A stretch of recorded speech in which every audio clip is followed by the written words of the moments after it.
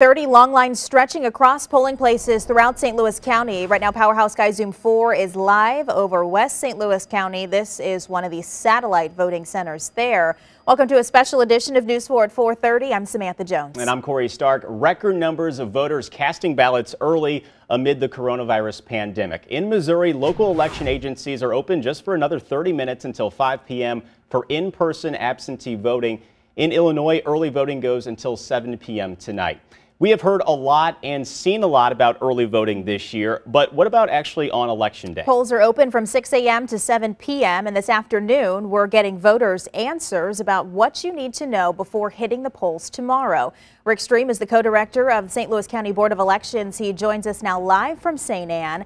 I want to ask you, with all of the talk about the early voting, does that mean that the polls will be less crowded tomorrow? Well, we do think the lines will be shorter tomorrow than they are here today, but the lines here and in all of our satellite locations are very long. There are over 200 people in line behind me. Anybody in line at 5 o'clock tonight will be able to vote, as well as at our polling places. If you're in line at 7 p.m., you're going to be able to vote. But I think the polls tomorrow, we have 231 polling places. I think that the lines will be shorter and they'll move quicker than they are here today. And Rick, this was some new information that came out this afternoon. We understand tomorrow there's going to be 2 tents that are going to be set up at the Board of Elections headquarters in St. Ann for COVID patients and people who are in quarantine. So explain how that is going to work and how you're going to make sure other voters won't be exposed. Well, that's exactly right. In fact, I'm looking at the 2 tents right now. They were just set up by the County Parks Department. We will have 12 workers out there in PPP, as well as our election workers. They're far away from any other people. They're at the far end of the parking lot, so there'll be no danger whatsoever of anybody being contaminated.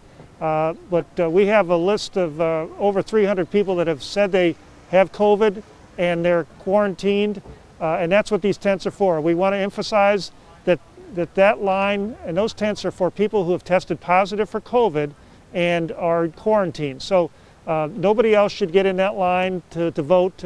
We don't have drive-by voting here at this office, or anywhere for that matter. Those tents are for COVID positive patients. Okay, I want to ask you too, we know it takes a lot of staff to run elections. Who are these so-called poll observers and what are they allowed to do and not do? Sure, the poll watchers, there's 1 poll watcher allowed per party per polling place. And what they do is they sit inside, or they're inside the polling place, and they just watch the process of the voters checking in to see if if there's proper identification being used, if there's any issues like that. And they can report back to their party people or to us in the election office if they see something that they don't think is right.